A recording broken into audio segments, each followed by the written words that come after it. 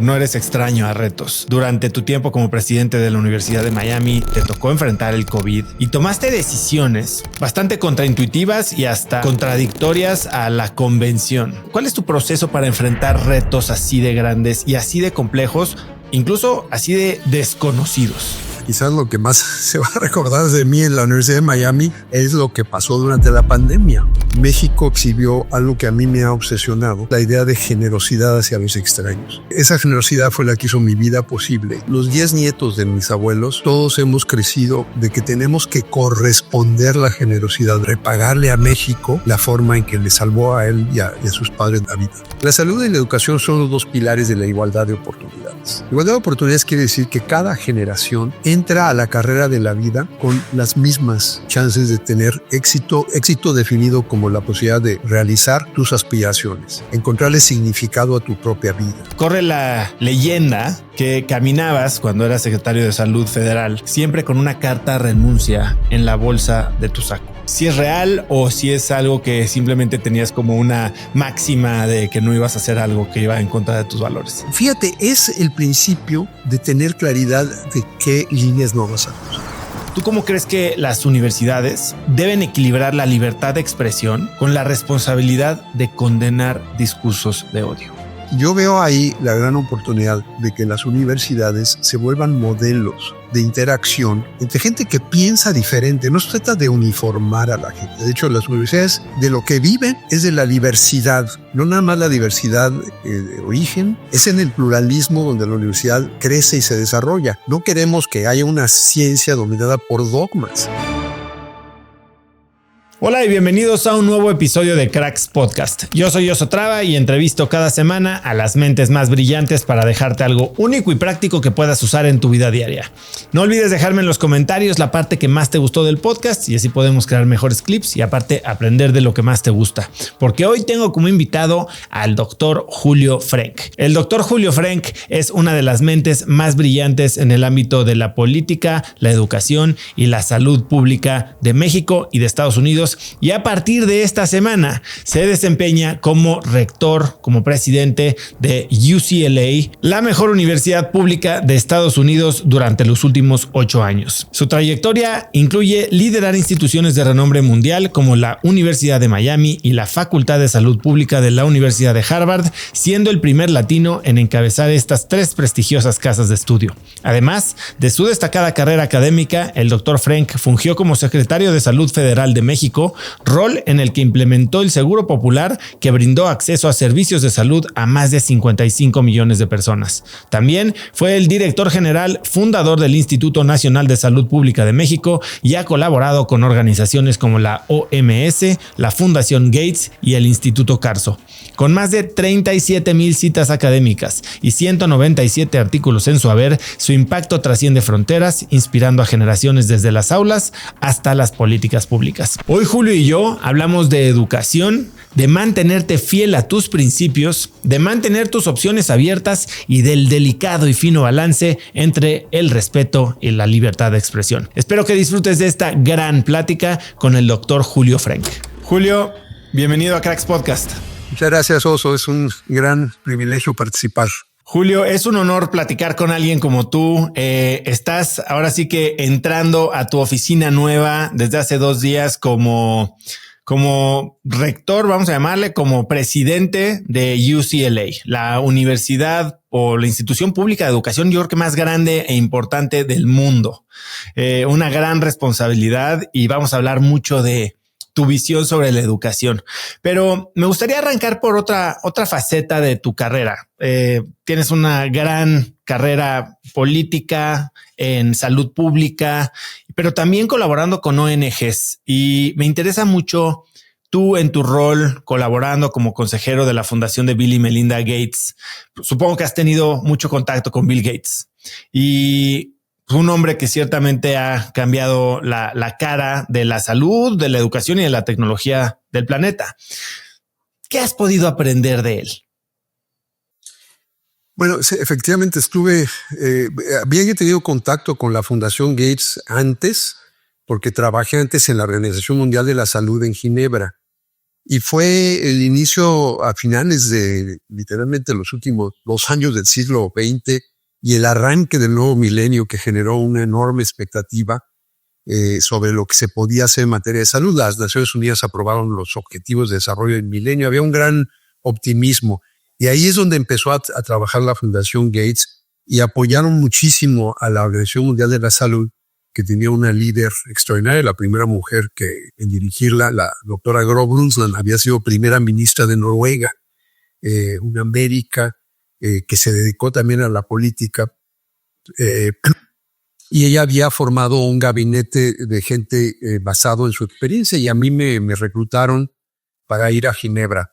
Ahí Bill Gates hizo su primera gran aportación a la salud mundial, que fue al financiar una nueva entidad llamada Global Alliance on Vaccines and Immunization, Gavi se le conoce, Alianza Mundial para las Vacunas y la Inmunización, con $1,000 millones, que fue uno de los donativos más grandes en ese entonces. Y de ahí, poco después, se creó la Fundación Bill y Melinda Gates. Cuando yo salí de la OMS a la mitad del periodo de la doctora Brundtland, porque me llamaron a ser el secretario de salud de mi país y consideré que eso era muy importante. Pero seguí participando mucho en la OMS, ya ahora como secretario o ministro, para usar la nomenclatura de salud de México. Estuve muy activo. Cuando terminé como secretario fue que me llegó la invitación a unirme a la Fundación Gates, pero yo ya tenía ese conocimiento previo. Y sí tuve muchas oportunidades de interactuar con él. Y te voy a decir una cosa, el otro, en primer lugar, en ese entonces era Bill y Melinda. La esposa de Bill Gates, Melinda Gates, es una mujer ejemplar. Como es de conocimiento público, hace unos meses apenas tomaron la decisión ya de separarse y ella ya está haciendo cosas de filantropía por su lado. Pero en ese momento, estoy hablando del año 2007, cuando yo empecé, en enero de 2007, el sexenio en el que yo participé en el gobierno terminó el 1 de diciembre de 2006. Me tomé el lujo de un mes después de diciembre y el 1 de enero de 2007 ya estaba yo en la Fundación Gates. Pero conocí también a Melinda, es una mujer absolutamente ejemplar, verdaderamente muy lista y muy autónoma en sus opiniones. Y luego se les unió en ese año de 2007 o en 2006 acababa de ocurrir Warren Buffett. En ese entonces los 3 hombres más ricos del planeta eran Bill Gates, Warren Buffett y Carlos Slim. Entonces Warren Buffett se une porque él dijo, yo no voy a crear una fundación con mi nombre, esta fundación de Bill y Melinda Gates funciona a todo dar, y les dio lo que en ese entonces estaba evaluado en $30,000 millones, porque eran acciones de Berkshire Hathaway, que es la empresa de Warren Buffett. Ahora vale muchísimo más porque esa empresa se ha ido. Entonces ahí tienes ejemplos de 3 individuos excepcionales, un hombre increíblemente creativo y atrevido en la innovación como es Bill Gates, una mujer también muy experta en cuestiones de programación en Microsoft, técnicamente muy competente y con una visión muy amplia del empoderamiento de las mujeres, y otro hombre ya más bien financiero, inversionista, Warren Buffett, todos convergiendo en una visión de gran generosidad. Warren Buffett ni siquiera le puso su nombre, a pesar de que dio $30,000 millones, que son cantidades que a nosotros los mortales nos cuesta trabajo imaginar. Y eso formó la Fundación Gates y fue un privilegio estar interactuando con ellos, ver la extensión de esa combinación única de talento, generosidad y una visión de ciudadanía global, de que todos estamos compartidos en un mismo planeta y tenemos que trabajar juntos para hacerlo un mejor lugar para todo el mundo. Ha sido una gran inspiración. Julio, toda tu vida ha estado marcada por una búsqueda constante de impacto social, desde tu tiempo en México, en organizaciones internacionales y ahora en algunas de las instituciones educativas más importantes del mundo. La Escuela de Salud Pública de la Universidad de Harvard, la Universidad de Miami, ahora UCLA. ¿Hay algún momento que recuerdes en tu juventud, tu vida personal, que haya moldeado tu manera de entender el liderazgo o tu compromiso justo con la salud y la educación? Sé que vienes de una familia de 4 generaciones de médicos, pero ¿tú recuerdas alguna experiencia que hayas tenido que te haya hecho decir esto es para lo que vine a este mundo? Sí, tengo varias, pero la más temprana es las lecciones de mi padre. O sea, mi papá salió huyendo junto con su familia, tenía 6 años, de Alemania en los años 30 del siglo pasado. Mis abuelos eran los típicos profesionistas intelectuales en Hamburgo, judíos, poco religiosos, muy asimilados, muy patriotas. Mi abuelo era estudiante de medicina y se tomó un periodo para ir al frente de batalla como asistente médico en la Primera Guerra Mundial. Los judíos de esa clase profesional, intelectual, eran gente muy, muy integrada. Nadie se esperaba lo que iba a venir con el ascenso del nacionalsocialismo y la llegada al poder de Hitler, en términos del antisemitismo que se iba a desatar. Esa era quizás la sociedad donde menos se lo hubiera uno imaginado, altamente educada, con una comunidad judía muy, muy integrada, muy asimilada. Pero ocurrió. Y esos elementos de hostilidad eran ya muy manifiestos desde finales de los años 20 y sobre todo a partir de los años 30 se desatan, culminando en 1933 con la elección de Hitler. Y luego su toma del poder y su consolidación como el dictador que fue y que desencadenó las peores atrocidades en la historia de la humanidad, yo creo.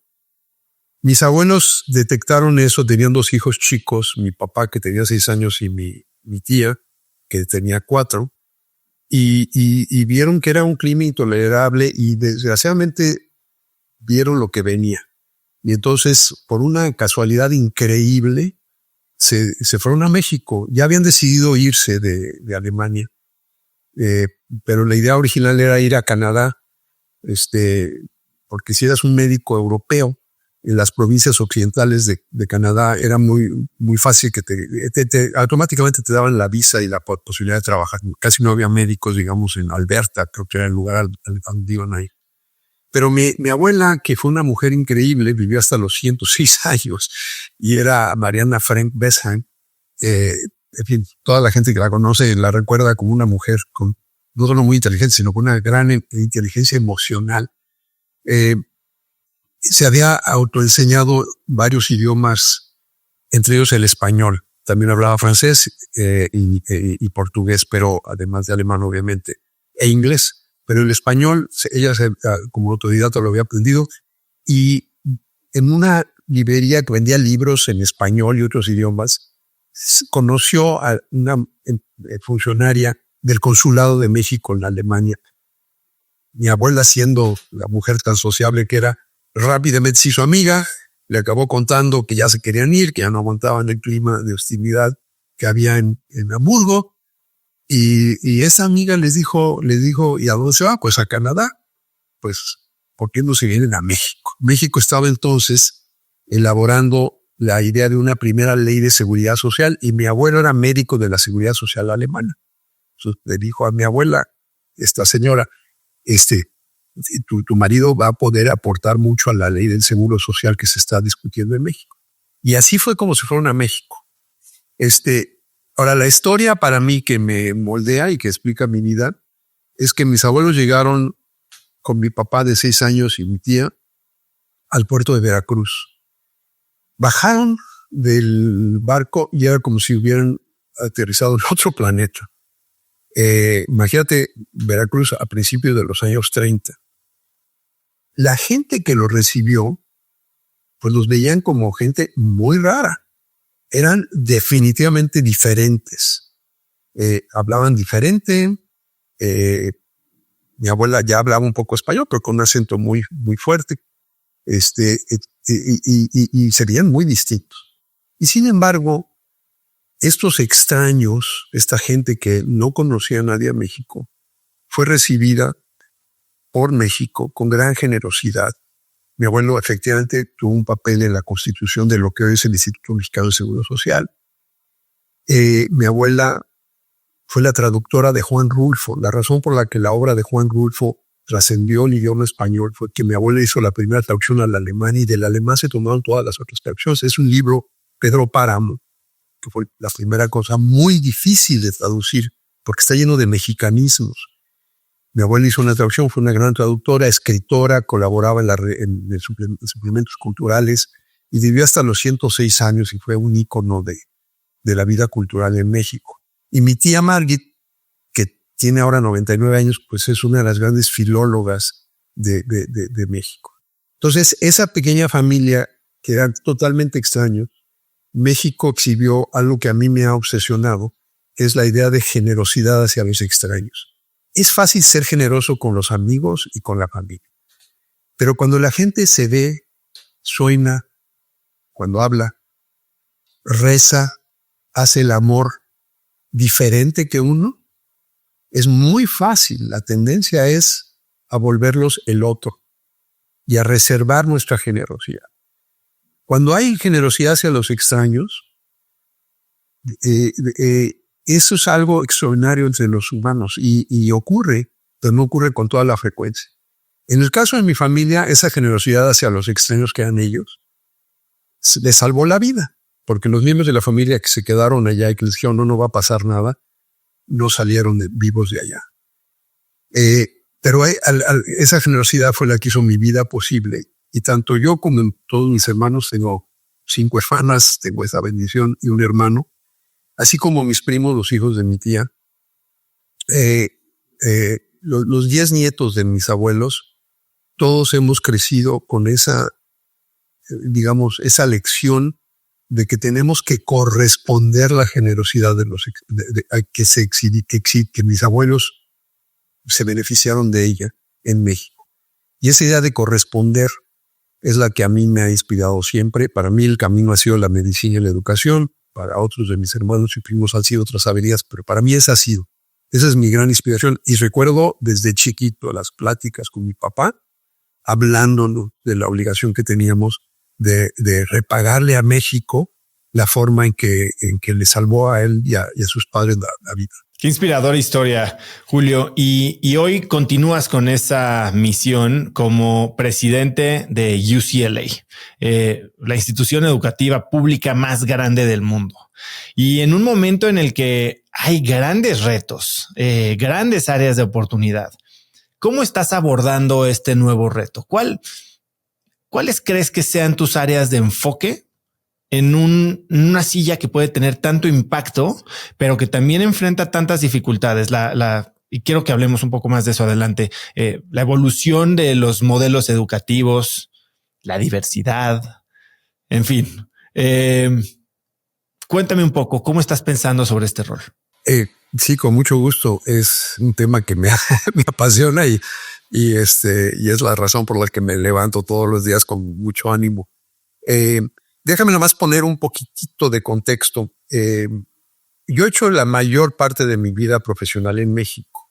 Aunque me fui después de estudiar medicina en la UNAM, me fui a hacer mi doctorado a la Universidad de Michigan.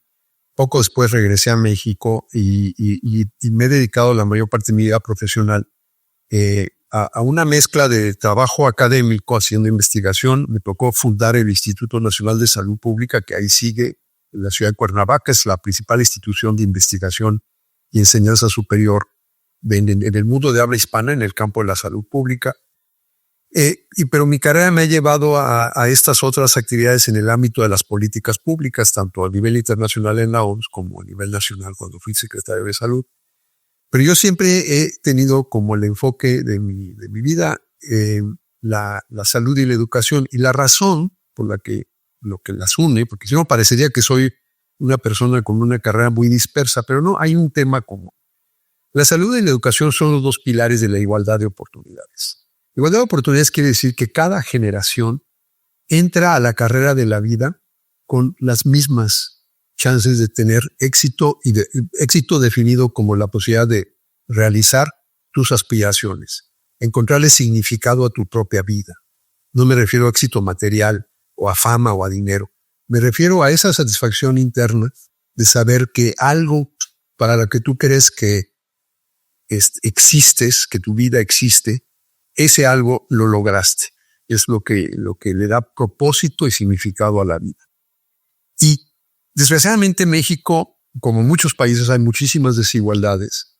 Las desigualdades en el consumo actual son a veces ofensivas. El hecho de que haya gente que tira comida a la basura mientras haya gente que no tiene suficiente de comer. Pero la única forma de resolverlas, creo yo, es si le garantizamos a cada generación lo que yo le he llamado un arranque parejo en la vida. O sea, en la carrera de la vida todo el mundo sale de la misma línea de salida, porque lo que no es justo es que porque mis padres o mis ancestros fueron pobres, yo empiezo en una línea de salida más atrás que los demás. Ya empiezo la vida en desventaja. Y luego si nací en una familia pobre, no me nutren bien y luego no voy a las buenas escuelas y toda mi trayectoria se caracterizó porque no tuve las mismas oportunidades que otras personas. El sentido de justicia en una sociedad depende de que le demos a cada individuo esa igualdad de oportunidad. Y los dos pilares de la igualdad de oportunidades son la salud y la educación. La educación es el futuro de la gente. Es la inversión en tu propia capital intelectual y humano y es lo que te va a permitir realizar esas aspiraciones. Entonces la educación es el futuro de la gente. La salud es el presente de la gente. Porque si te enfermas hoy, si un niño se muere porque no tuvo acceso a la atención médica, ya no tuvo futuro. No importa que viva en un país con el mejor sistema educativo del universo. Entonces, esa idea de la salud como el presente que cada día se tiene que reafirmar, teniendo acceso a buena salud. Y ese acceso permitiéndote entonces invertir en ti mismo para construir tu futuro. Esa es la forma en que yo concibo lo que yo he hecho en mi vida. Entonces estuve la mayor parte de mi vida en México, sobre todo en el campo de la salud, tanto en el gobierno, en el ámbito académico, en el gobierno y en el ámbito internacional.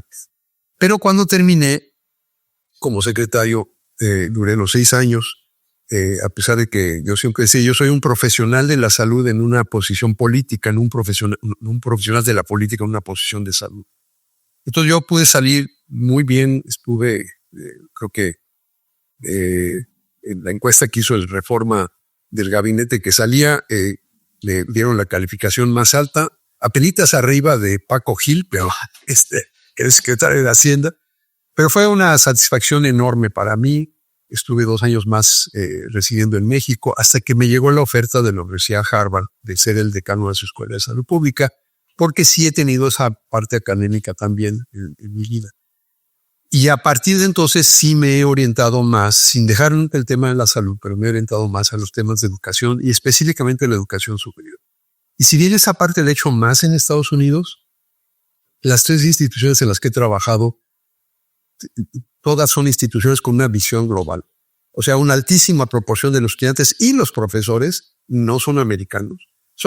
Sí, están localizadas en Estados Unidos y su régimen legal es en Estados Unidos, pero son instituciones globales. Estuve en Harvard casi 7 años, de ahí me reclutaron a la Universidad de Miami. Fue una forma para mí de irme regresando hacia mis raíces en América Latina. Y ahora se me presenta la oportunidad de UCLA, o como decimos en México, UCLA. En México todo el mundo la conoce como la UCLA.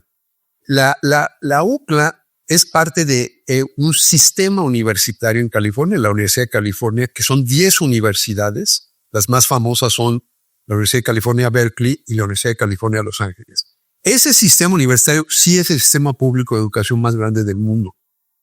Y dentro de ese, la UCLA, la que yo voy ahora a encabezar, estoy empezando a encabezar, ha sido calificada como la universidad pública número 1 en indicadores tanto de excelencia como también de acceso a la educación en Estados Unidos. 8 años consecutivos ha sido en los rankings que se hacen, ha ocupado el primer lugar. Entonces sí es una institución de enorme calidad. Ahora, llego a esta posición en un momento de muchos retos y muchas oportunidades para la educación. Los retos es que desgraciadamente la educación superior en Estados Unidos y alrededor del mundo ha quedado capturada en este proceso de polarización política que es muy preocupante. Nos estamos viendo a los polos por una cantidad de razones que no creo que sea el tema del podcast hoy. Ha habido un surgimiento de regímenes populistas. El abordaje populista es dividir a la gente, crear un grupo de gente. Es lo contrario de lo que hicieron la gente que recibió a mis abuelos. En vez de abrazar a la gente que es distinta, es crear a alguien que es diferente y satanizarlos, echarles la culpa de todo y dividir. Ese alguien puede ser muy distinto. En los años 30 en Alemania fueron los judíos, pero en la primera presidencia de Donald Trump pues fueron los chinos y fuimos los mexicanos, ¿no? Hay siempre este otro. Entonces hemos estado en casi una década de polarización creciente y eso también ha llegado a las universidades. Entonces yo veo ahí la gran oportunidad de que las universidades se vuelvan modelos de interacción entre gente que piensa diferente. No se trata de uniformar a la gente. De hecho, las universidades de lo que viven es de la diversidad. No nada más la diversidad de origen, sino también la diversidad de pensamiento. En lo que podríamos llamar pluralismo. Es en el pluralismo donde la universidad crece y se desarrolla. No queremos que haya una ciencia dominada por dogmas. No hubiera habido Galileos si no hubiera sido porque había en el ámbito de los espacios universitarios y de la investigación la posibilidad de pensar diferente. Las universidades requieren de pluralismo y diversidad de pensamiento. Lo que ha pasado es que con la polarización se ha vuelto muy difícil, sobre todo en temas de actualidad, lograr una virtud, creo yo, que es esencial, que es la capacidad de tener desacuerdos de manera respetuosa. Si no se trata de que todos estén de acuerdo, pero en esos desacuerdos, la interacción tiene que ser respetuosa. Si yo lo primero que hago es, ya te identifiqué que tú eres del otro partido, que tú eres un neoliberal, para usar el lenguaje que se usa en México, ya no te escucho. Ya la falta de respeto empieza porque ni siquiera estoy dispuesto a escucharte. Tenemos que escucharnos, hacerlo respetuosamente y aprender todos a debatir con respeto y con una meta ulterior que no sea simplemente la distribución de poder entre estos grupos que se han ido polarizando.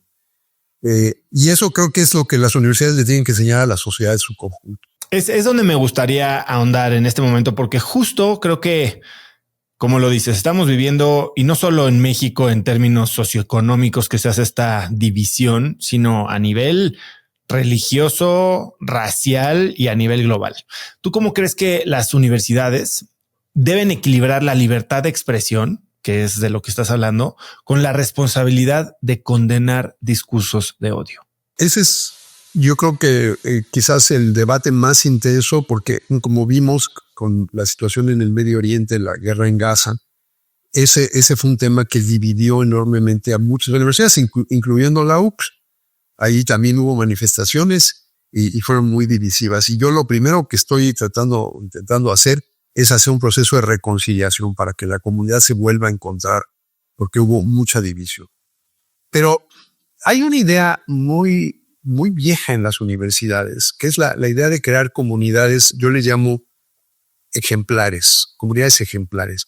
O sea, son comunidades donde a través de los valores que profesamos y, más importante, las conductas que exhibimos, le damos un ejemplo a la sociedad más grande de la que somos parte. Es una idea que empieza con las universidades medievales, casi todas estaban ligadas a la iglesia, y eran comunidades de gente dedicados por un lado a las metas religiosas y por el otro lado a avanzar el conocimiento. Y siempre hubo en los orígenes de la universidad occidental, el modelo occidental, esta idea de ser comunidades ejemplares. Esa idea se ha ido perdiendo y ahora las universidades muchas veces somos de hecho el foco, como lo fue ahora en la primavera de este año alrededor del conflicto en Medio Oriente, ser el foco de la división. Y eso lo que ha hecho es que ciertamente en Estados Unidos hay un ataque constante a las universidades. En México también lo estamos viendo, un ataque que son enclaves del conservadurismo y cosas de ese tipo que es muy peligroso. El descenso de Alemania en los años 30 empezó en sus universidades. Y esa es una lección que no debemos olvidar. Ahí fue donde empezó el antisemitismo. Y se fueron. Alemania hubiera ganado la guerra si no hubiera perdido a sus principales científicos, sobre todo los físicos. Digo, está el caso de Einstein, por supuesto, Oppenheimer. Posiblemente Alemania hubiera desarrollado la bomba atómica antes que nadie, pero por esa cuestión de polarizar, de dividir, en ese caso en contra de los judíos, de los científicos judíos, se perdió todo ese talento y afortunadamente eso llevó a que Alemania perdiera la guerra. Pero ahora no podemos estar seguros de que el resultado sea de evitar algo aún más grave como ocurrió hace 100 años. Entonces, ahí yo veo una gran trinchera para las universidades. Y lo que tenemos que hacer es exactamente lo que tú acabas de decir. Garantizar la libertad de expresión, el pluralismo, la diversidad de pensamiento, creando un entorno de respeto donde nos escuchamos y estamos en desacuerdo y donde sí hay ciertos tipos de expresión que no son permitidos porque violan la regla fundamental de respeto. Incitación a la violencia no está permitida, eso no forma parte de la libertad de expresión. El discurso de odio tampoco. El hostigamiento, el discurso que busca hostigar a una persona en particular, tampoco. Esas son las tres grandes limitaciones. Incitación a la violencia, discurso de odio y hostigamiento. Pero, hombre, creo que somos como especie mucho más que esas tres formas de expresarnos y que podemos estar en desacuerdo, hacerlo respetuosamente sin incurrir en ninguna de esas tres. Para mí esos son los límites. Debe haber muy claras reglas y ejecución de las reglas. O sea, saber qué pasa si violas las reglas. Y si creamos ese entorno seguro para todo el mundo, donde no hay odio, ni hostigamiento, ni violencia, entonces creo que podemos florecer como comunidades ejemplares. Ahora, tu rol como presidente, pues va a estar en la mira, ¿no? Mucho escrutinio, mucha responsabilidad. En situaciones donde líderes universitarios enfrentan controversias por cosas que ellos mismos dicen o dejan de decir, como lo que pasó con Claudine Gay en Harvard hace poco, que pues fue obligada casi que a dimitir.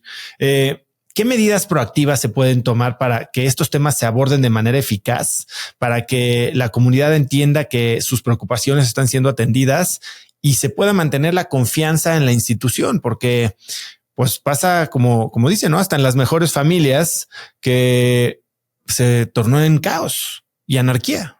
Totalmente.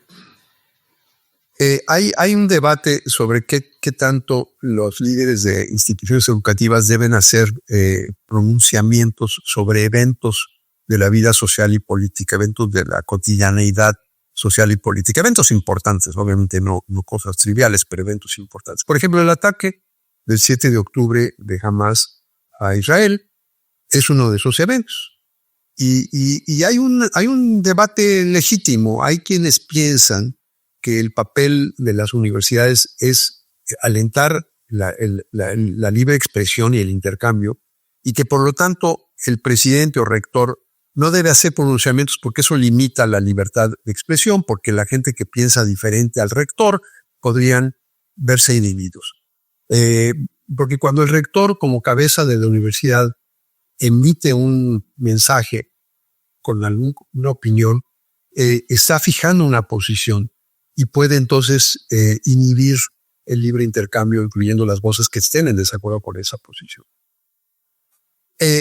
Por otro lado, eso sería llamado neutralidad institucional. Es una doctrina que nace en la Universidad de Chicago y muchas universidades la han adoptado.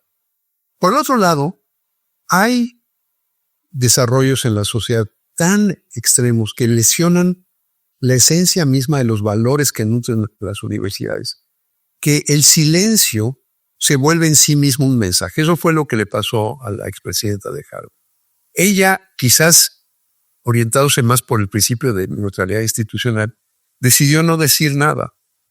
Y lo que ocurrió es que yo una de las cosas que he aprendido es que cuando hay una crisis, no hay vacíos de comunicación. Si tú no te comunicas, alguien más va a llenar el vacío. Y lo que ocurrió es que, en efecto, como ella no mandó un mensaje, un grupo de varias organizaciones estudiantiles salieron con un mensaje verdaderamente horrorífico, culpando a Israel del ataque. O sea, uno puede estar en contra del gobierno israelí y ser muy crítico del gobierno israelí, pero justificar el ataque y la masacre a civiles, eso es, pero eso era lo que básicamente estaban haciendo, se lo merecían, ¿no? Y ahí fue el principio del fin para ella, lo cual fue muy lamentable. Es una mujer muy admirable en muchos aspectos, pero ahí creo que no leyó bien la situación y entonces incurrió en este silencio. El silencio es un mensaje muy poderoso. Entonces yo sí creo que los rectores no tienen que estar comentando día con día cada cosa, pero hay eventos tan extremos. El ataque del 7 de octubre, el asesinato de George Floyd en mayo de 2020 a manos de policías fue otro ejemplo donde la institución tiene que decir algo porque son eventos que lesionan directamente los valores más fundamentales. Nosotros en las universidades creemos en dirimir los desacuerdos, como el desacuerdo entre palestinos e israelíes, a través de la vía del diálogo y la búsqueda de la paz, no a través de la violencia y muchísimo menos a través de la violencia contra los civiles. Entonces, ese es un valor central de las universidades. Ese valor fue atacado ese día y en los eventos que han seguido. Ahí no puede uno estar en silencio. Entonces, yo favorezco más bien una política de restricción institucional, donde no está uno comentando sobre todo. Digo, acaba de haber elecciones en Estados Unidos. Pues no tienen que estar comentando porque ni siquiera empezó el gobierno, pero el minuto en que el gobierno, si llegara a ocurrir, tomara una decisión que lesiona los intereses y los valores que inspiran a las universidades, por supuesto que tenemos que decir algo. La institución no se puede quedar callado. Entonces, para mí es una postura de sí pronunciarse, no dejar un espacio de silencio que otras voces lleven. Pero hacerlo de manera muy selectiva cuando la magnitud de la circunstancia es de tal gravedad y de tal contradicción a los valores centrales de una universidad que realmente amerita el articular una voz a nombre de la institución. Este actuar del liderazgo de estas instituciones ciertamente es el ejemplo con el que se forman los futuros líderes, ¿no? del mundo. ¿Cómo pueden las universidades preparar a estos futuros líderes adecuadamente para actuar en relaciones o en situaciones complejas relacionadas con diversidad, libertad de expresión, violencia? Bueno, ese es un tema que me ha apasionado, que es la innovación educativa. En las universidades en general, no nada más en Estados Unidos, pero yo lo veo mucho en las universidades de Estados Unidos, que como digo, son instituciones globales y por lo tanto hay que entender lo que está pasando. Pero creo que esto se aplica a muchas universidades. Hemos tenido lo que podría llamarse una educación en forma de una I. Es decir, entramos a un campo, medicina, leyes, ingeniería, química, humanidades, ciencias políticas y sociales, lo que sea, y nos volvemos expertos en ese campo del conocimiento. Eso es muy importante porque si vivimos en una sociedad compleja donde hay una división del trabajo y uno tiene que salir de la universidad con ciertas habilidades concretas que tengan valor en el mercado de trabajo. Si no, no consigue uno chamba. Pero eso no es toda la educación. Y crecientemente ha habido un movimiento para pasar de una educación en forma de I a una educación en forma de T, donde al mismo tiempo que uno se especializa en algo, uno desarrolla ciertas competencias transversales. ¿Cuáles son esas competencias? Lo primero es la habilidad de comunicarse.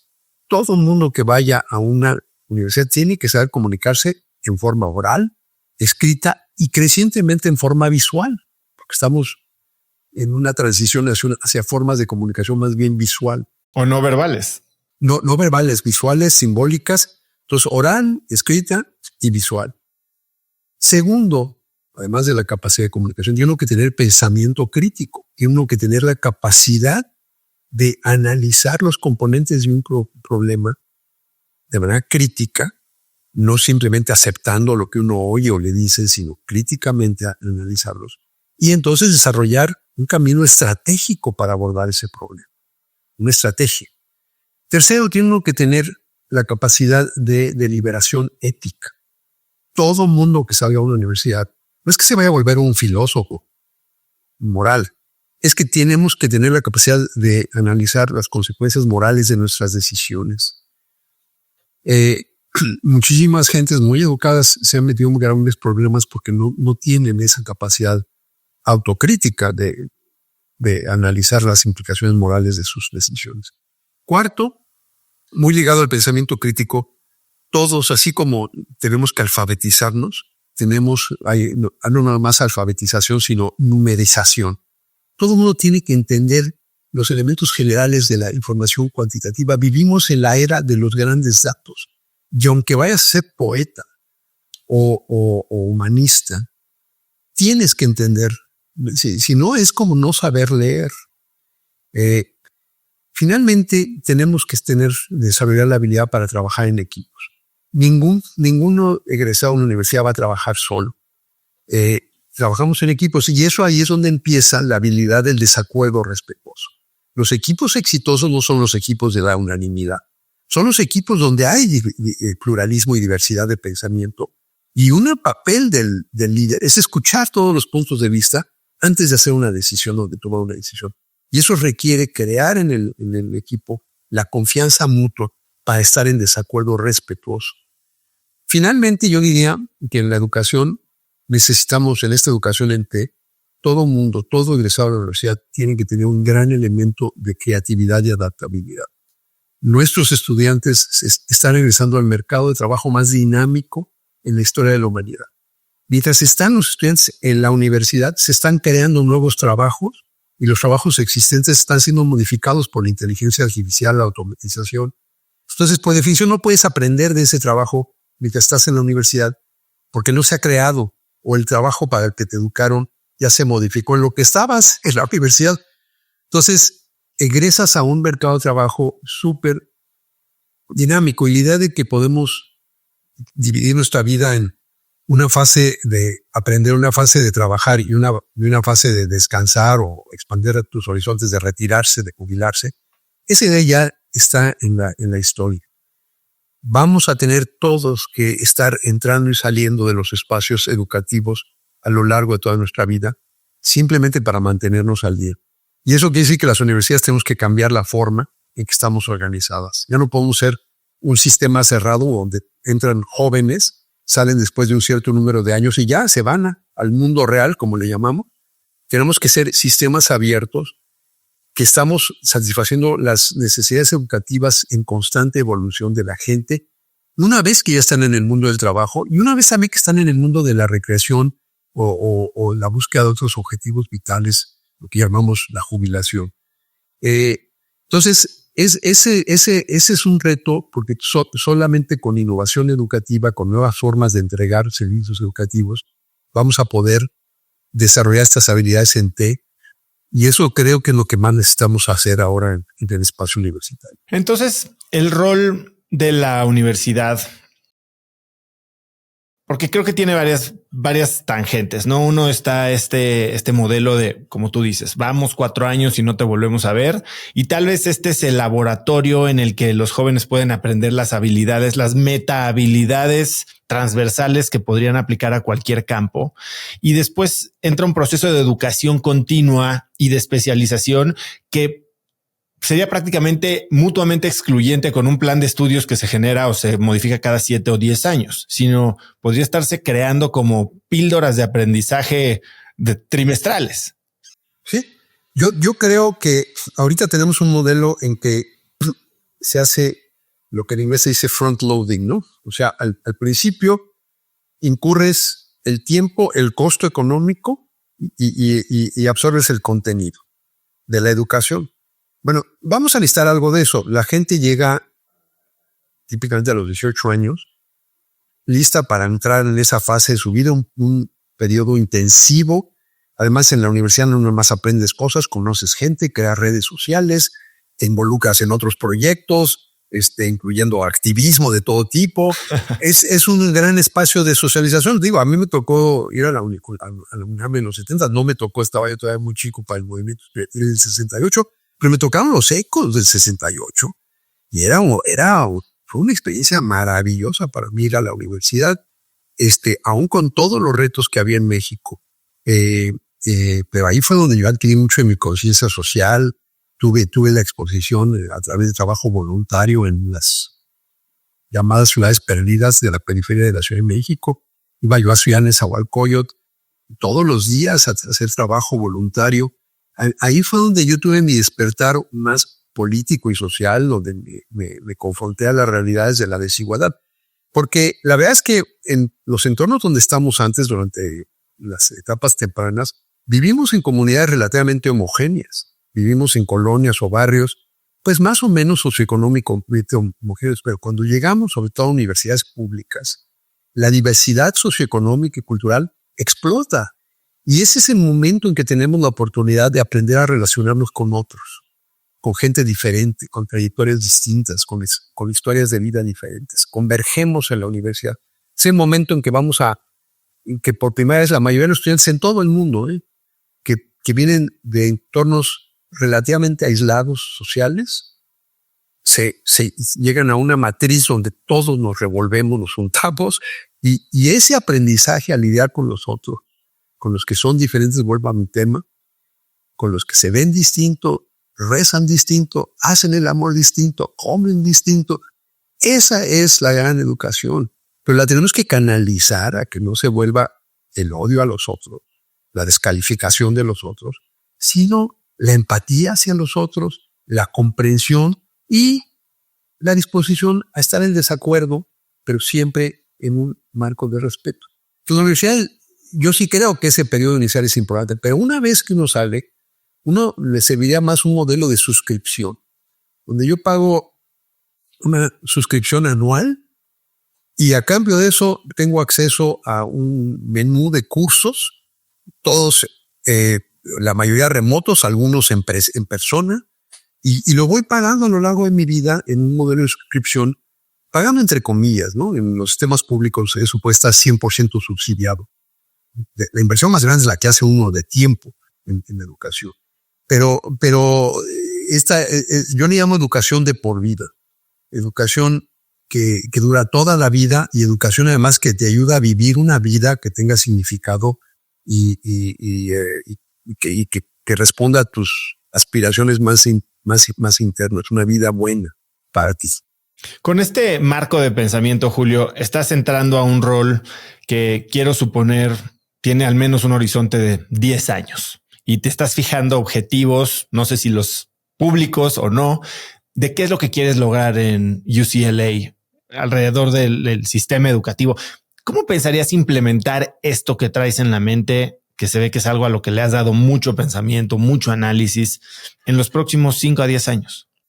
Sí, yo sí creo mucho en la planeación estratégica, pero creo aún más en la ejecución de la planeación estratégica, porque me he tocado ver en universidades unos planes muy bonitos y en el gobierno también, que se quedan ahí como letra muerta, ¿no? Nadie las... Entonces yo siempre he visto la estrategia y la ejecución como los dos lados de una misma moneda. Estrategia sin ejecución conduce a promesas rotas y frustración. Promete uno las grandes cosas y luego las cosas no cambian. Y ejecución sin estrategia es la garantía del caos, ¿no? Está uno haciendo cosas sin saber para qué las está haciendo y a dónde quiere uno llegar. Entonces las dos van de la mano. Y las universidades son organizaciones complejas. De hecho, hemos estado hablando sobre todo de una de las misiones de las universidades, pero las universidades, además, muchas universidades, además de dar educación, hacen investigación científica y algunas incluso operan sistemas de atención a la salud del más alto nivel.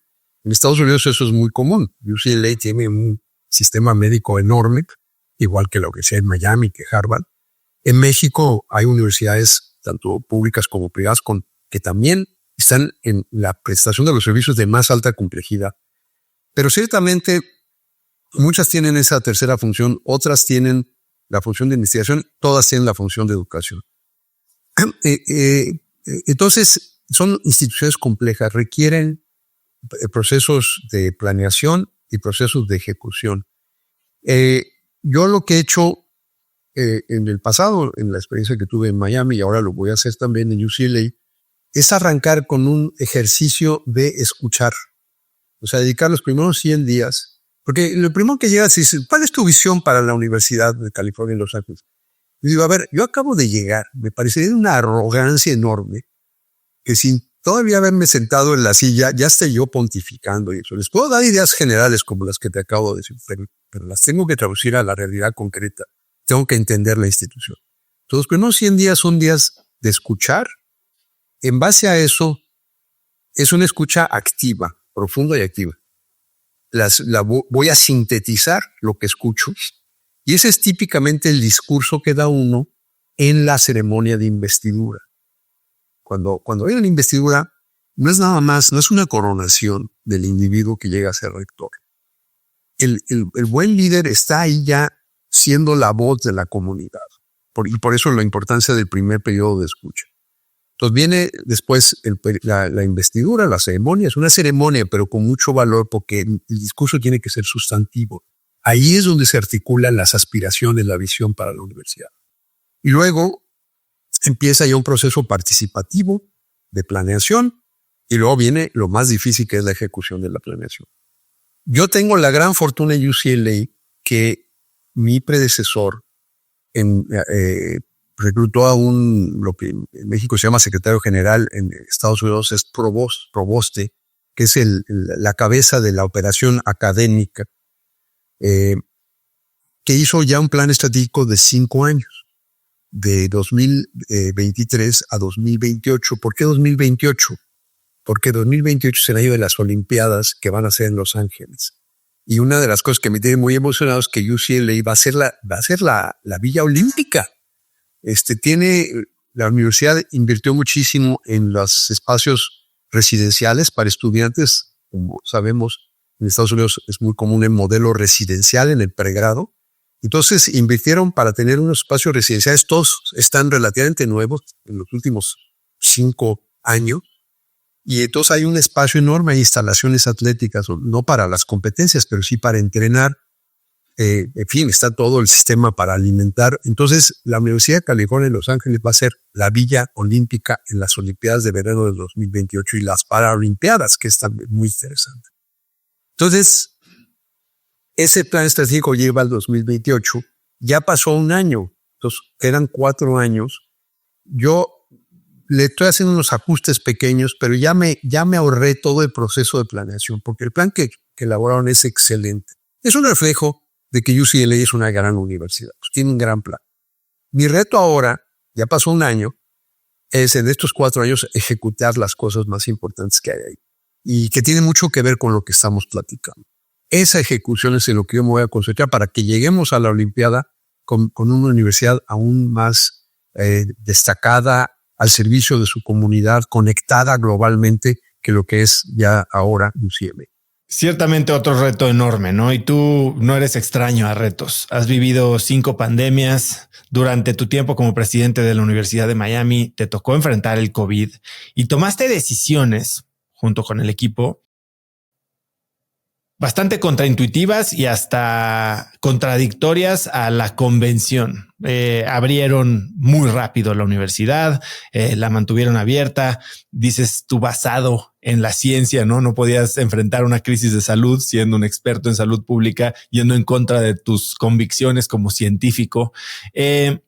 Cuéntame un poco de cómo decides o cuál es tu proceso para enfrentar retos así de grandes y así de complejos, incluso así de desconocidos. Bueno, sí, quizás lo que más se va a recordar de mí en la Universidad de Miami es lo que pasó durante la pandemia. Porque, bueno, yo era el rector de la universidad, pero resulta que mi área de formación profesional es la salud pública. Y efectivamente, antes de la de COVID-19, yo ya había vivido 5 pandemias adicionales, empezando por la de SIDA, que es, por cierto, una pandemia que todavía sigue hasta la fecha, es la pandemia de más larga duración.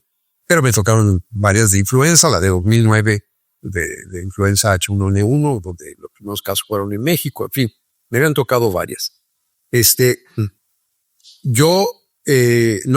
Universidad de Miami sí cerró al principio en cuanto se declaró la emergencia en marzo de 2020. Los estudiantes estaban en el receso de primavera. Les dijimos ya no regresen y teníamos toda la tecnología para pasar a una modalidad de instrucción en línea. Pero yo me empecé a preparar la universidad para reabrir en el semestre de otoño, que aquí en Miami empieza en la tercera semana de agosto. Sin embargo, en efecto, algo que no se había previsto porque la pandemia era muy nueva, estábamos aprendiendo conforme la pandemia iba evolucionando, pero algo que se salía de los patrones previos, de pandemias previas, es que hubo un pico en el verano. Y el epicentro de ese pico fue Miami. Porque Miami es un poco al revés, ¿no? Como hace mucho calor en el verano, la gente está adentro en el verano, y en el invierno, donde el resto de Estados Unidos está bajo nieve, aquí está muy agradable, toda la gente está afuera en el invierno. Entonces hubo un pico en el verano, y entonces muchas universidades que habían anunciado que iban a abrir a la instrucción presencial se regresaron en línea, y más o menos un tercio, al final resultó que fue un tercio, porque el número fue cambiando, decidimos no hacer eso. Y yo basé mi decisión de reabrir la universidad en un principio que era utilizar la mejor evidencia posible. Y sí, fue una decisión muy controvertida, tanto internamente, mucha gente de la comunidad estaba muy nerviosa, sobre todo los profesores, pero yo lo que hice fue ir con la Junta de Gobierno. Hice un plan muy detallado, volvemos al tema del plan. Me dijeron, ¿se puede abrir la universidad? Les dije, sí, pero va a costar dinero. Hay que invertir para que pueda abrir de manera segura. Al final, la universidad invirtió $35 millones para que el campus fuera seguro. ¿En qué? En primer lugar, crear nuestro propio sistema para hacer pruebas semanales a todo mundo, sintomáticos y asintomáticos. No importaba que no tuviera síntomas, todo mundo se hacía la prueba de COVID una vez por semana. Segundo, para los que salieran positivo, implementar nuestro propio sistema de rastreo de casos y de cuarentenas para los que hubieran quedado expuestos al caso inicial. Cambiamos toda la ventilación de todas las aulas. Creamos barreras físicas para lograr el espaciamiento físico. Y luego instituimos una serie de reglas muy claras con sanciones muy importantes para quien las violara. Uso obligatorio del cubrebocas, un toque de queda a las 10 de la noche, cada quien es un modelo residencial, o sea, los estudiantes viven en el campo, todo mundo, como se dice en México, cada chango a su mecate,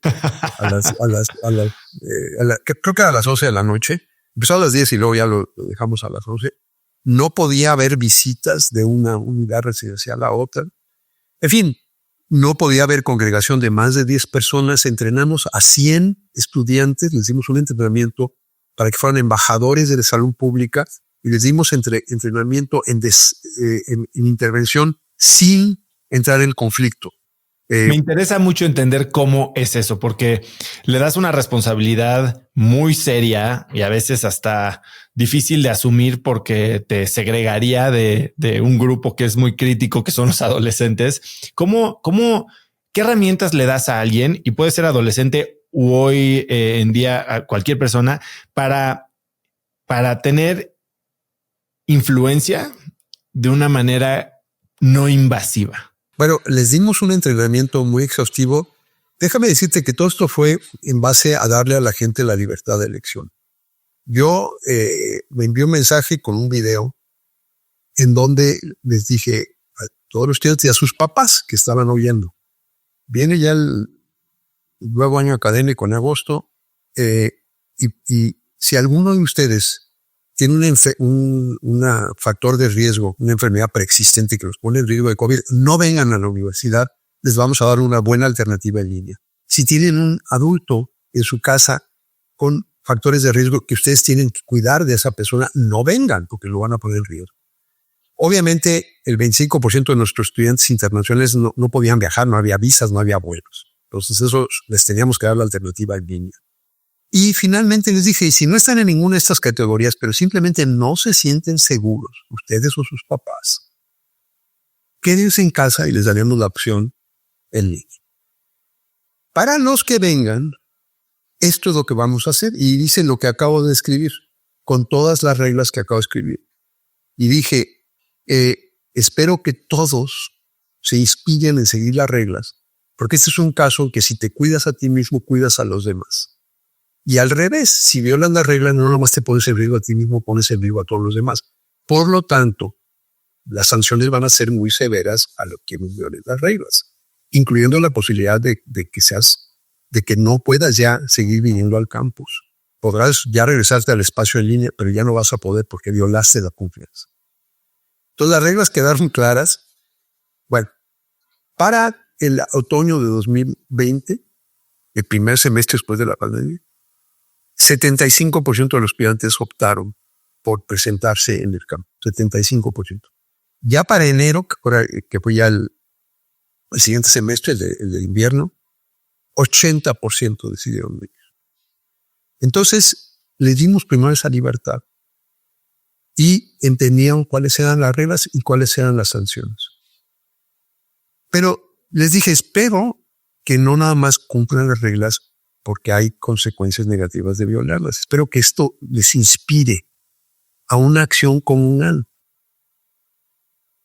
Y algo que fue muy importante, mucha gente me decía, sobre todo profesores que estaban muy nerviosos: no, hombre, ¿cómo les vas a confiar a estos estudiantes de 18, 19, 20 años que van a seguir las reglas? Por supuesto que se van a ir de fiesta, se van a ir a los bares y van a llegar y va a haber un brote tan grande que vas a tener que cerrar la universidad. Yo lo que contesté a eso fue lo siguiente. Le dije, a ver, tú me estás diciendo que a este grupo de edad, digamos, los estudiantes de pregrado están entre 18 y 24 años de edad. Este es el grupo de edad que ha peleado en todas las guerras, que han sido los grandes, la punta de lanza de todos los movimientos activistas, como el movimiento estudiantil del 68, que en Estados Unidos tuvo la oposición a la guerra de Vietnam, el movimiento por derechos civiles. Tú me estás diciendo que a este grupo de edad, que han hecho todas esas acciones heroicas, no le podemos confiar que sacrifiquen una parte de la vida social asociada a la educación con tal de tener una mejor experiencia educativa en persona, porque si no era mejor estar en persona que estar remoto, por eso 80% querían estar ahí. Si me dicen eso, que no podemos confiar en los jóvenes, no deberíamos estar en el negocio de la educación superior. Porque si no le puedes confiar a los jóvenes, ¿qué estás haciendo dedicándole tu vida profesional? Yo me rehúso a creer en eso. Cuando les dije eso lo hice en una asamblea con profesores que estuvo muy crítica.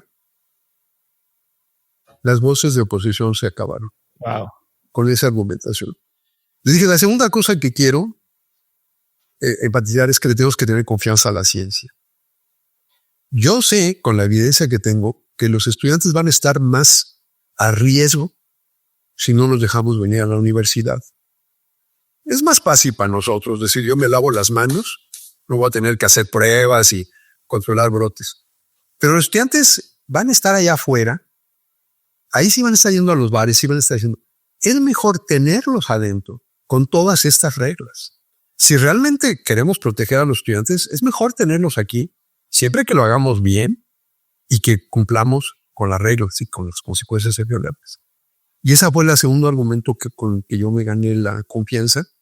Y funcionó. Abrimos. Desde agosto de 2020 nunca cerramos, nunca tuvimos tantos casos que tuvimos que cerrar como sí les pasó a otras universidades como Notre Dame y la Universidad de Carolina del Norte. Nosotros no, porque teníamos un sistema muy sofisticado de rastreo de casos.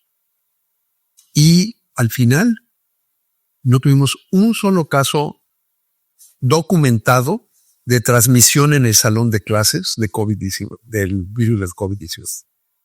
Entonces, se demostró que sí se puede si se hace siguiendo esos principios de construir confianza de la gente y contestando a tu pregunta, estos 100 estudiantes que tuvimos, como 500 solicitantes, tuvimos que seleccionar 100, les dimos entrenamiento para usar argumentos persuasivos como el que acabo de hacer y para desescalar. Si veían un grupo de más de 10, acercarse en una forma diciendo, oigan, ustedes están conscientes de las reglas, no pueden estar más de 10, se tienen que dividir. Si alguien se ponía bravo, desescalar. Y claro, si eso no funcionaba, bueno, entonces ya había que llamarle a las autoridades a que intervinieran. Pero nunca tuvimos mayor conflicto. Los estudiantes demostraron que era el 95% de los estudiantes siguieron las reglas. No el 100%.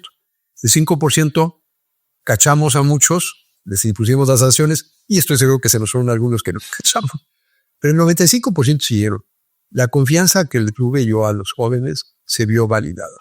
Y eso quizás fue una de las lecciones más importantes de toda la experiencia que tuvimos aquí en la Universidad de Miami. ¿Qué otra lección de este tipo de experiencias de crisis pueden traducirse a cómo enfrentamos situaciones inesperadas en la vida diaria, en los negocios? Pero lo más importante es tener claro los principios con los que vas a intervenir. Los principios deben guiar nuestra vida cotidiana, rutinaria, pero sobre todo cuando hay una crisis es cuando tienes que tener claridad moral. ¿Qué son las cosas en las que tú crees fundamentalmente? ¿Cuáles son las líneas rojas que no vas a pasar por nada del mundo? Y esto nos va a servir en toda la vida y sobre todo o cuando hay un cambio en tu vida, una oportunidad nueva que se te presenta o cuando hay una crisis. El primer punto es tener claridad. Digo, yo estaba en la OMS, quería mucho que hubiera alternancia en el poder ejecutivo porque soy un gran creyente en la democracia en el año 2000 y por lo tanto quería que ganara Vicente Fox porque representaba la alternancia. Era que ya no el mismo partido que había ganado las elecciones 72 años siguiera ganando. Pero yo ni siquiera pude votar, no estuve en la campaña, no estaba yo haciendo campaña por unirme al gobierno. Me llegó esa gran oportunidad. Otra lección que tengo en mi vida es que hay que estar abiertos a las oportunidades. No hay que tener una visión de decir, no, yo en el gobierno nunca ya. No, hay que abrir porque las circunstancias eran tales que obviamente acepté, pero yo tenía muy clara mis principios. Yo sabía que iba a un gobierno donde había altos niveles de corrupción. Yo sabía cuáles eran las líneas rojas que yo nunca iba a cruzar y yo por eso hasta este día puedo caminar en las calles de México y estar tranquilo de que la gente sabe que yo, cuando acabó el gobierno, vivía en la misma casa en la que vivía al principio del gobierno. Esa es una obvia. Pero hay cosas, por ejemplo, cuando yo acerqué la posición, yo sí le dije al presidente electo entonces, oiga, yo lo único que sí listo es la garantía de que cuando haya controversias en políticas públicas, se van a dirimir en base a la mejor evidencia científica. Y así fue cuando ocurrió el tema de la anticoncepción de emergencia, que emitimos una norma que generó gran disputa, incluyendo en el partido del presidente, que pedían mi renuncia con la Iglesia Católica. Y yo lo que dije es, hay una confusión, pensaban que era la pastilla que produce aborto, no era eso, es la anticoncepción de emergencia, es otra cosa. Fui y les expliqué a todo el mundo, no me enojé con nadie, les expliqué y les mostré la evidencia de que de hecho la anticoncepción de emergencia reduce la frecuencia de abortos porque reduce los embarazos no deseados, tan simple como eso. Entonces, logré ganar esa batalla. El presidente sí cumplió su palabra, porque incluso con el secretario de Gobernación tuve una diferencia pública. Él quería que se echara para atrás la norma. Yo dije, no, yo baso mis acciones como funcionario público a la evidencia científica, es abrumadora. Si lo que no queremos es que haya abortos en México, lo mejor que podemos hacer es introducir anticoncepción de emergencia. Acabó siendo una de las medidas más populares del gobierno. La gente quiere tener opciones. Y entonces, cuando digo usar evidencia, no es estar en las nubes y ser un tecnócrata. Es también la evidencia de qué es lo que la gente quiere. Y para mí esas son... Entonces, sea para manejar una crisis o para conducir nuestra vida cotidiana, claridad de principios es donde no vas a comprometer de ninguna manera tus principios. Y entonces podrás vivir tranquilo y en paz contigo mismo y verle la cara a tus hijos todas las mañanas sin tener nada de qué sentirte avergonzado. Hay un par de cosas de esto que acabas de mencionar que me gustaría desempacar. Y el primero tiene que ver con alinearte, tener claridad y serle fiel a tus valores. Y corre la leyenda que caminabas cuando eras secretario de Salud Federal, siempre con una carta de renuncia en la bolsa de tu saco. Cuéntame de esa decisión y si es real o si es algo que simplemente tenías como una máxima de que no ibas a hacer algo que iba en contra de tus valores. No, hay una realidad, pero yo creo que ya a estas alturas, esto fue hace 25 años, entonces ya puedo empezar a contar historias. Espero que no se me ofenda la persona a la que voy a mencionar. El que me dio la idea fue el doctor Francisco Gil Díaz, que fue el secretario de Hacienda, un hombre verdaderamente extraordinario, no partidista, un hombre verdaderamente comprometido con México, y en la posición más delicada del gobierno, que es el ser secretario de Hacienda. Yo desarrollé una relación muy, muy buena con él. Fue lo que me permitió hacer una reforma que dio lugar al Seguro Popular, que implicó subirle el presupuesto a la Secretaría de Salud, multiplicar el presupuesto 4 veces. Después de tomar en cuenta la inflación, se multiplicó por 4 entre 2000 y 2015 el presupuesto, porque además fue una provisión que siguió para los sexenios siguientes. Bueno, estando un día en el despacho del secretario de Hacienda, justamente discutiendo esta gran reforma de salud que iba a costar mucho dinero, pero iba a ahorrar mucho dinero más en evitar que la gente se enfermara. Estábamos en eso y me dice, bueno, ya me tengo que ir porque voy a ver al presidente. Entonces pone así el saco y veo que aquí hay un papelito, ¿no? Como los ponemos a veces, ¿no? Digo, ahí traes tu discurso. Me dice, esto no es el discurso. Esto es mi carta de renuncia. ¿Cómo? ¿Vas a renunciarle al presidente? Dice, no, hombre, no. No. Lo que pasa es que yo siempre camino con mi carta de renuncia porque así sé que si voy con el presidente y él me pide que haga algo de política económica que creo que le va a dar en la torre a la economía mexicana, pues yo presento mi renuncia. Digo, oye, qué interesante. Dice, sí. Pero nada más funciona si el presidente sabe que traigo la casa, porque entonces ni siquiera me pide que haga cosas. Yo no sé si el presidente lo hubiera pedido o no, pero el hecho, entonces le dije, yo voy a adoptar tu principio y le doy todo el crédito. Es la Guerra Fría. No, fíjate, es el principio de tener claridad de qué líneas no vas a cruzar. Yo, cuando fue el incidente de la anticoncepción de emergencia, me acuerdo muy bien con el presidente porque hubo un desacuerdo muy público con el secretario de Gobernación. Y yo tuve una conversación con el presidente y le dije, señor presidente, usted no me trajo a esta posición para que yo le creara problemas internos en su equipo. Hay muchos en su partido que quieren que yo me vaya. Yo estoy ya aquí dispuesto, aquí tengo mi carta de renuncia, porque yo vine a servirle a usted y a servirle a México. Y yo no quiero yo ser un distractor de su gobierno en un motivo de escándalos y cosas así. Así es que yo tengo mi renuncia. Y entonces Fox, en su forma muy característica, me dijo, no, hombre, no. Déjate de eso. Ve y habla con todo el mundo, habla con el arzobispo, habla con el secretario de Gobernación, habla con todos los que están criticando la medida y explícales. Eso es lo que tienes que hacer. Y eso fue lo que hice. Y finalmente la medida se aceptó y finalmente, como dije, fue una medida muy popular. Pero sí es cierta la leyenda, pero le doy crédito a quien se lo merece. Fue una idea que tomé.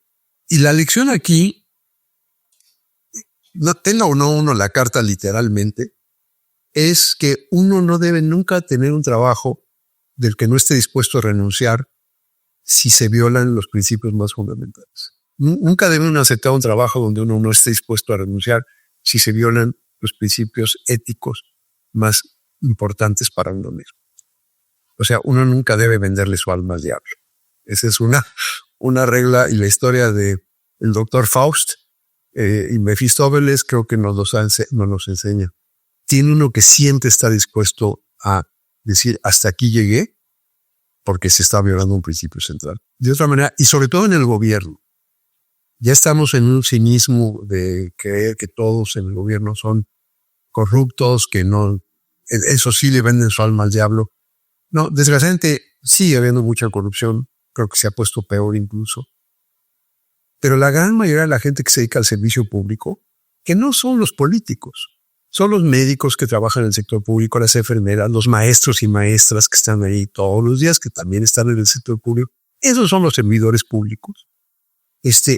Son gente decente, no corrupta, etcétera. La gran mayoría, no todos.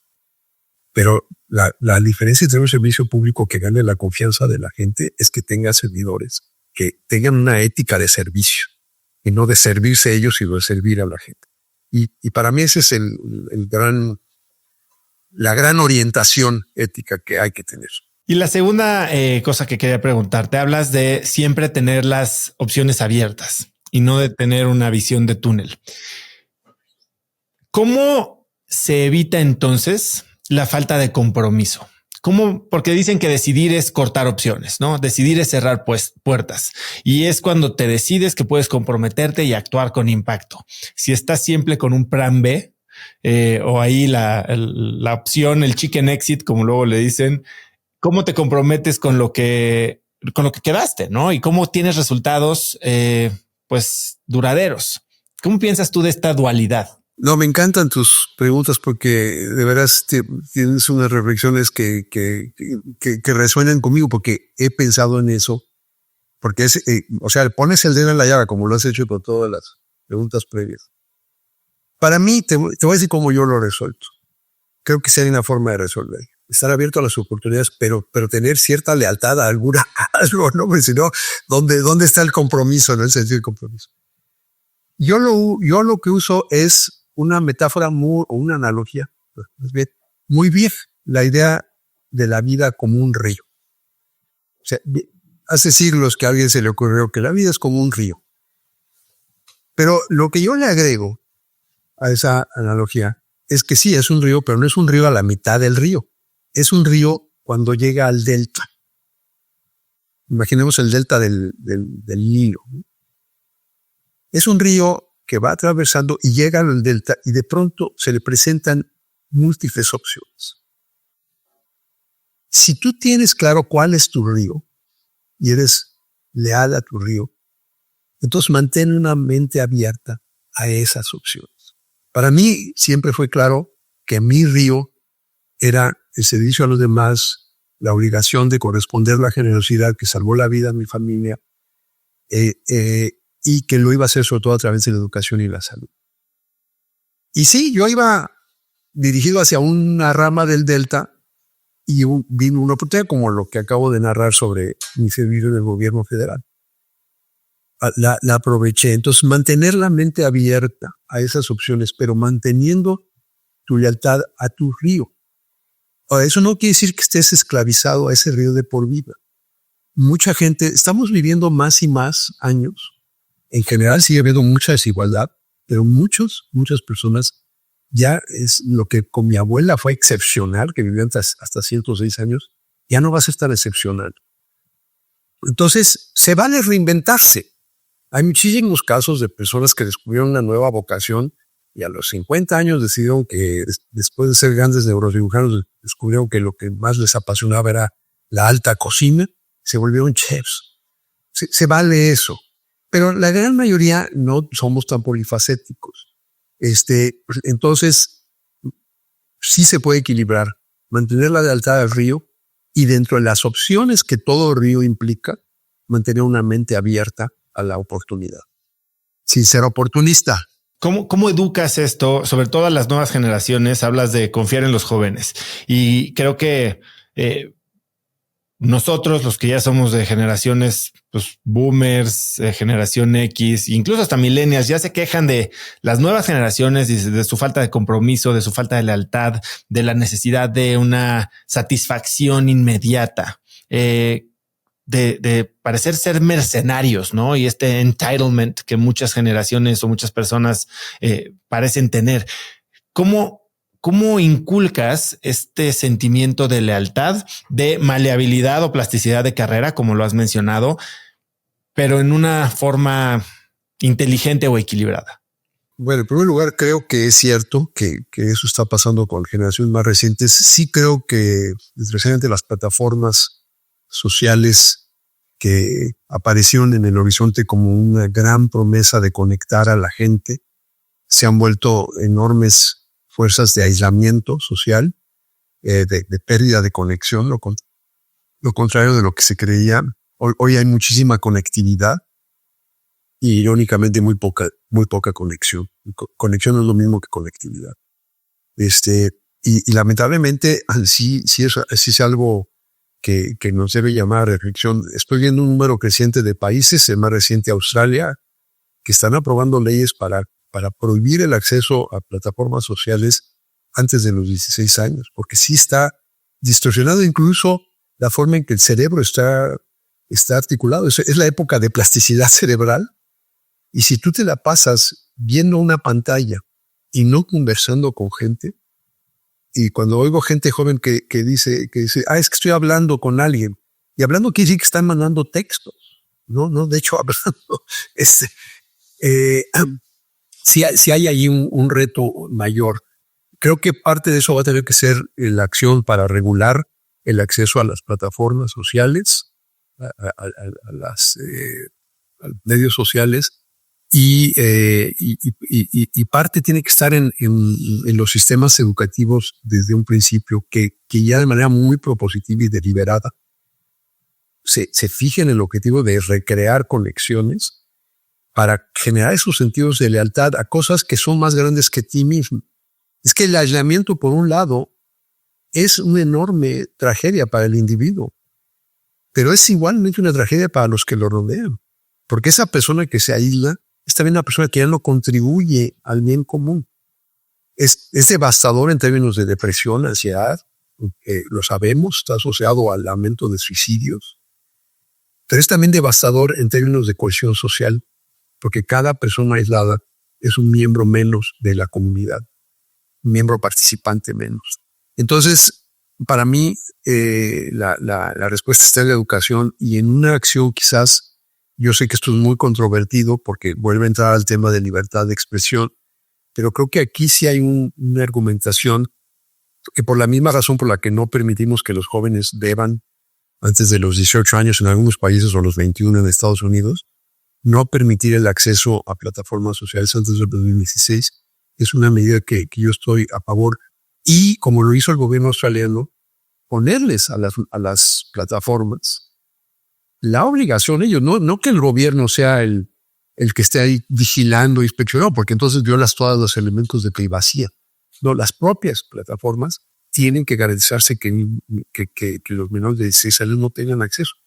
Está la educación, obviamente, de los papás y mamás, y la educación formal que se recibe en las escuelas. Pero sí es algo muy importante. Tenemos que recrear los elementos del tejido social, porque ahí es donde además esas personas aisladas son particularmente vulnerables. Volvemos al tema del principio, a políticos demagogos populistas que están dividiendo a la gente. Y mucho de la polarización tiene sus orígenes en este mismo problema que estamos viendo, que estamos ahora, el aislamiento entre las personas. Julio, quiero ser respetuoso de tu tiempo. Ya me dedicaste casi hora y media en tu tercer día de chamba. Para ir cerrando, dentro de los próximos 12 meses, estamos por cerrar 2024, ¿cuál crees que sea el proyecto, y tal vez es una pregunta con una respuesta obvia, que más te emociona o al que más le vas a estar dedicando? Sí, voy a estar muy, muy comprometido con entender bien a esta gran universidad a la que me uno ahora. desarrollar los sistemas para poder ejecutar un plan estratégico ya muy atractivo, asegurarnos que lleguemos al 2028 porque los ojos del mundo van a estar en la ciudad de Los Ángeles y particularmente en UCLA como vía olímpica. Me quiero conectar mucho con la comunidad mexicana, la comunidad latina. Soy el primer rector latino de UCLA, como también lo fui en la Universidad de Miami, también fui el primer decano de cualquier escuela de la Universidad de Harvard de origen latino. Estoy muy orgulloso de mis raíces y quiero mantener una conexión muy estrecha con la comunidad latina, que en Los Ángeles es mayoritariamente mexicana. Son mis compañeros migrantes, pero la gran mayoría han tenido historias mucho más difíciles que la mía, trayectorias migratorias mucho más complicadas, y quiero estar conectado con ellos. Quiero seguir muy conectado con México. Me preocupa el futuro de México, me preocupa el futuro de la democracia en México. Mi generación peleó desde que yo estaba en la secundaria. Fue la gran lucha generacional por la democracia y la veo hoy en riesgo grave en México. Entonces quiero mantenerme activo, no criticando desde las barreras, sino sigo siendo un ciudadano de México, vivo en la ciudad, ahora en Los Ángeles, que es la ciudad con la segunda población más grande de mexicanas y mexicanos en el mundo, después de la Ciudad de México. Pero hay más mexicanos y mexicanas en Los Ángeles que en Monterrey o Guadalajara o cualquier ciudad grande de México. Entonces me mantengo conectado con México, pero quiero además con los mexicanos, la mayoría de mexicanos y mexicanas que son los que viven en México, incluyendo a casi toda mi familia, seguir muy conectados y seguir poniendo mi granito de arena para que haya un mejor futuro y sobre todo un futuro democrático para México. Y para cerrar, Julio, si pudieras escribir un mensaje en el cielo para que millones de personas lo vieran, ¿qué diría? Esa es una muy buena pregunta. El mensaje diría: hay que ser auténtico contigo mismo. Hay que descubrir lo que realmente tiene significado profundo para ti, lo que le da propósito a tu vida. Y hay entonces que encontrar un canal para conducir eso no como un ejercicio egoísta o egocéntrico, sino como un ejercicio de servicio, centrado en la idea fundamental de ser generoso con los extraños. Julio, esta entrevista ha sido fascinante. Gracias por compartir tu manera de pensar sobre temas tan importantes para la sociedad. Eres un crack, un orgullo mexicano. Gracias por estar hoy aquí, por tomarte el tiempo. ¿Dónde puede la gente saber más de ti, seguir tu trabajo, ponerse en contacto de ser necesario? En la página de internet de UCLA hay una página del chancellor, como se le llama, el rector, el título ahí es chancellor. Hay un correo electrónico que es chancellor@ucla.edu. Y hay una página donde empezarán a estar todas mis actividades a partir de que tome ya este encargo. Pues te agradezco mucho nuevamente. ¿Algo que quieras agregar, Julio? No, agradecerte, Oso. Es un podcast extraordinario y realmente tú eres una persona que eres un ejemplo de pensamiento crítico claro, de todas esas habilidades horizontales o transversales, que eres un gran comunicador, eres un gran pensador. Es un honor estar en tu programa, en tu podcast. Gracias por la invitación. Gracias, Julio. Y quiero agradecer públicamente a Manolo Arango, que nos hizo el favor de presentarnos. Así que gracias, Manuel. Y espero conocernos en persona pronto. Espero que sea antes de las Olimpiadas, estimado Julio.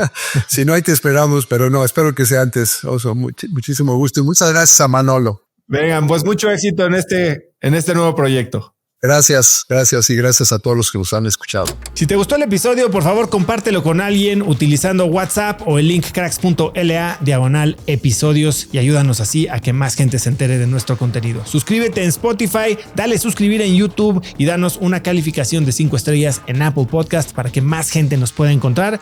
Y recuerda que si quieres recibir todos los viernes un correo de mi parte muy breve con 5 tips, artículos, libros, gadgets, frases, cosas que encuentro en internet que me recomiendan mis invitados o mis amigos y que creo que pueden ayudarte a tener una conversación más interesante el fin de semana o una vida más productiva, puedes hacerlo registrándote totalmente gratis en cracks.la/viernes y así recibir mi correo Viernes de Cracks en tu inbox puntualmente todos los viernes. Son más de 100,000 personas las que lo reciben cada semana, así que vas a estar en muy buena compañía. Eso es todo por hoy. Yo soy Oso Traba y espero que tengas una semana de cracks.